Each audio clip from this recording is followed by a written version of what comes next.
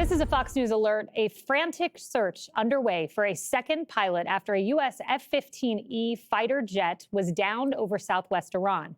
One of the pilots has been rescued and is receiving medical treatment.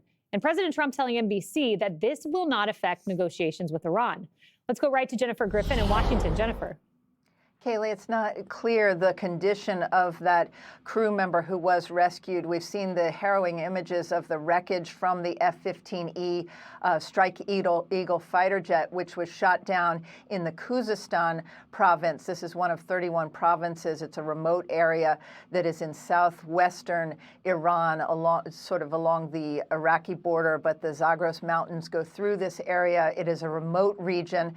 And we understand that the search and rescue for that second crew member, the pilot, is underway, and it is obviously of the utmost importance. Those two crew members for the F-15E would have been given very serious SEER training. That's survival and evasion techniques to avoid being captured by the Iranians. The Iranians have put out a reward for the captured pilot if the pilot could be captured, and have doubled that reward since we first started reporting on this earlier this morning. We do understand from well-placed sources that the rescue aircraft that came to the rescue of one of the crew members, that there was enemy fire, and that it is possible that those rescue helicopters were hit in the process.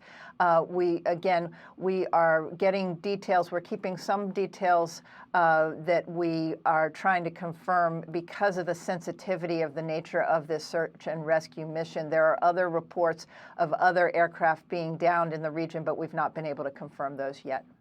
Kayleigh. Jennifer, thank you. Meanwhile, Democrats are wasting no time attacking the president, accusing him of committing war crimes and threatening, well, you guessed it, another impeachment. He's kicked the hornet's nest. He's got his foot stuck in it, and he doesn't know how to get out. So what is he doing? He's resorting to war crimes. It's an embarrassment. He should be impeached now. I mean, he's taken us into a disastrous war. Democrats will impeach him once we take back the House, and should impeach him for all the things he's done. And depending on the Senate, he may face conviction. I mean, that's pure insanity, and we will get to that in a moment. So do not worry, the Democrats will not go unaddressed. But I want to start with the most important point we are learning, Emily, and that is, of course, the down plane, the one search for the pilot continuing. We are told that President Trump's been in the Oval Office all day, the Oval Office dining room. The national security team is there, and he's been monitoring. Indeed. There is no more primary mission right now for the entire United States and our commander-in-chief than the rescue of that second pilot and retrieving our treasure. And that's what it is. And I want to talk for a moment about the valor and the safety, as well, danger that faces the search and rescue personnel that are going after him. We all remember the Vietnam War and the POWs there. And Colonel Tom Moe was at the controls of an F-4, also an Air Force jet, when he was shot down. And in his inverted tailspin, had the wherewithal to radio back to the airbase and talk about it was actually their own munitions, saving their lives. And he evaded capture for 3 days. And during that time was in constant radio comms with the search and rescue personnel of the Air Force and more. And he was on the radio with then Colonel Bob Wilkie, who was at the controls of a Skyraider when Colonel Wilkie was shot down. So Colonel Moe, who was escaping capture by the Vietnamese, heard his rescuer shot down.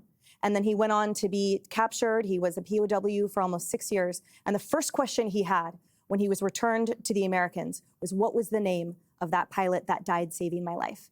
That is the brotherhood, and that is the danger that faces. But they are undeterred from having it be their primary mission. And secondary point quickly, Captain Barry Butch Wilmore, who wrote the book Stuck in Space, talks about the amount of preparation required and that they engage in for any kind of scenario.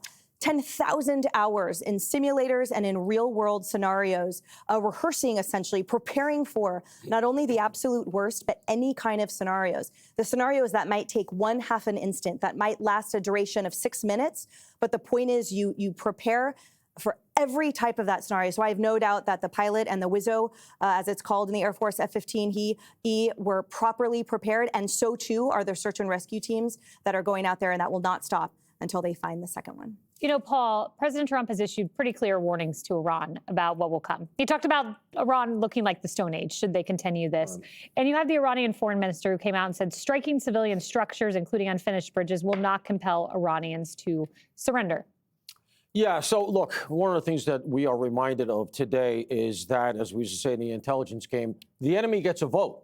Okay, yes. And war is not antiseptic, no matter how you portray it and how it looks on television. Okay, this is the inevitable result of doing what we're doing. But let's review the facts here and let's understand the two sides of this quite accurately, because I want to respond to these allegations of war crimes, which I think is the kind of hyperbole that is really why we don't trust Congress these days and why their ratings are what they are, because that's way over the top while we have people in theater fighting this war. Look. Reasonable minds can disagree about whether or not going into Iran was a good idea, okay? I had ambivalence myself as well, confronting this when we had the aircraft carriers off the coast and by the Persian Gulf. But I would say two things. Number one, let's understand the stakes. If you believe that a nuclear-armed Iran with ICBMs would not attack America because of some theory, let's say, of mutually assured destruction, which is what was always in place with us and the Soviets, if you think that that would work, then sure, I get the idea of saying this was a complete miscalculation. There was no reason to do it. They weren't a threat to us, because if we just leave them alone, they'll leave us alone. And that has to be the calculus, because they were going to get a nuke. That's, at this point, irrefutable. And number two, we know they had a missile that could go 2,000 miles that they weren't supposed to have. We also know they have an ICBM program.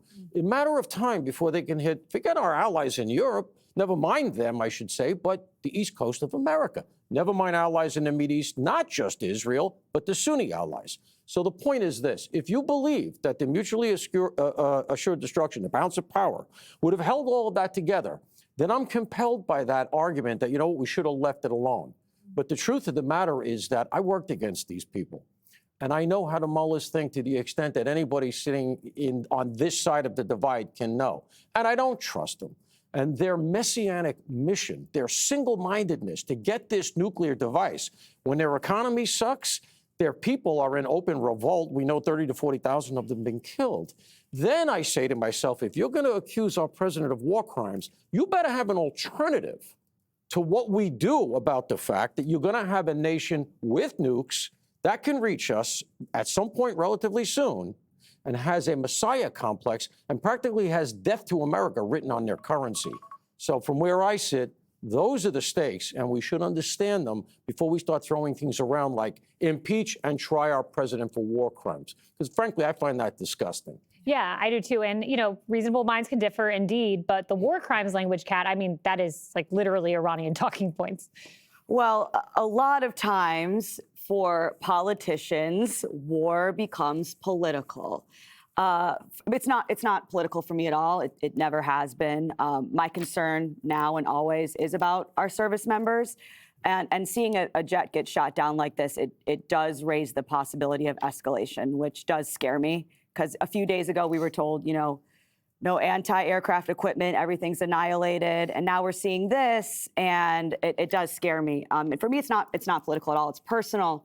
Just as the wife of a combat veteran, seeing what happened in Afghanistan, and then just seeing my husband suffer as he watched everything he fought for and that some of his classmates and friends died for fall apart so quickly. I mean, even war changes people, and seeing that up so close and personal changed me, even although I was always somebody who was a bit of a skeptic. But of course, I can't help but notice how some people who are just suddenly outraged about this war didn't seem to care so much about the ones before. So if you care about the consequences of war, then that should matter every time and not just when it's politically convenient. So, I mean, I know that this is a part of war, and that's exactly why I'm so hesitant about war. And I know a lot of people in my generation are more skeptical or are more concerned because we are the generation that fought the wars that we had in the Middle East already. So I don't want to get nuked by an Iranian weapon any more than anyone else does, obviously. But I think that for a lot of us in my generation, these soldiers were our spouses, were our friends, and we have, you know, maybe some concerns. You can have concerns, but also be hoping for the best for all of our soldiers and military and be wanting to see things go well. I'm looking at this every day, hoping to see good news, hoping to see it wrapped up quickly. And I do find it very, very wrong and gross to see, I think, of course, not everyone, not me, but some people who almost seem like the most important thing is the politics of it all, and just because it's Trump. So I think that there are many ways to look at this, and the most important thing has to be our service members and what's best for our country. Absolutely, and they have names and they have stories like John Alex Kleiner, who left behind 2 7-month-old twins and a toddler as well, a beautiful father, and now a wife who is a widow. And, you know, President Trump wants to make sure that sacrifice is worth it. And the question for others is what is the alternative? Iran getting a nuclear weapon? It's a tough quagmire. Well, the alternative is there isn't one. That's what I love about these Democratic geniuses that go on, and they love to tell a high chair quarterback and tell everybody what is going wrong. But you never hear what was going right, or what's your plan? How would you handle it? This is a war that we are dominating in, but just like a prize fight where a guy is winning every round, every once in a while, the other guy is going to get a punch in. And they get a punch in, and if it's his hometown, the whole place goes insane. Wow, we got one jab in. But the whole time they're getting pummeled and getting beat. And that's the problem we have between the two countries. Iran doesn't care about their people. There's no way to track where their missiles are because they will put them under a school, they will put them in a church, they will put them wherever they need to be. And Iran is a big place. They get one shot in, and the people who are supposed to support our troops, regardless, and these are elected officials, and they're all about the troops when it comes time for election. Here's a time where now you're saying they were sent on a bad mission, that they're doing war crimes. The president isn't doing these things. He's saying that the men and women that serve this country are taking orders and they're going to go out and do war crimes. To say that and to say that you're a patriotic American is disgusting. Their talking points doesn't matter. When President Trump got shot, they weren't out there saying this was terrible. They're like, well, it's his fault. Or they would make a little and it's the same thing. The war, we know the war is successful because they're so upset. And the first time there's a little hiccup in terms of they got one of our planes, they acted like, oh, wow, it's now the war's changed. America's on the ropes now. They're not. It's a terrible thing when one of our own goes down. He has the training. There's people in place. The president is literally sitting and watching one to make sure, wants to know what's going on. He didn't have to look for him. We didn't have to look for somebody in the White. We had understand that Iran had basically 4 years to load up and do whatever they want. And now, and even with all the stuff, the timing that they had, we have crippled them so much to where they're reduced to they got one time and they want to have a parade and I feel very bad for the leadership that's left because just their reactions from all of this, we're going to see a very powerful response from the American government and our men and women who are serving over there. And to that end, my question for Seth Moulton, war crimes. Have you mentioned that Iran is recruiting child soldiers as young as 12 years old? There is one party that's committing war crimes, and it is the Iranian terrorist regime. Exactly. And just to close the loop, if I can, real quick, I don't want to hear that the alternative was the JCPOA, because you still hear that, right? When you consider the fact that as part of the negotiations here, we were just told that they had enough nukes for building at least, 10, 11 devices? But furthermore, they're not supposed to have the missile that they just fired 2,000 miles. So you're telling me that the inspection regime was working? Because you don't develop that overnight. That's been a program that's been going on. So this idea, that would be their alternative. Oh, you had a deal, you tore it up. I was at the Council on Foreign Relations when John Kerry got off the plane. It's the first place he went to explain that deal. That room, which should have been with him, were so hostile because I saw how facile he was being about it. Oh, we trust him. We're going to be able to check it out. At one point, he had to yell at the crowd. He went, we're not naive, because they knew you're naive. And what they were really doing was saying, kick this downrange for the next president. We don't want to deal with it. You're being kind calling it the inspection route. I call it the plane load of cash route. Yes. That definitely did not work. Yeah, there you go. Hey, Sean Hannity here. Hey, click here to subscribe to Fox News YouTube page and catch our hottest interviews and most compelling analysis. You will not get it anywhere else.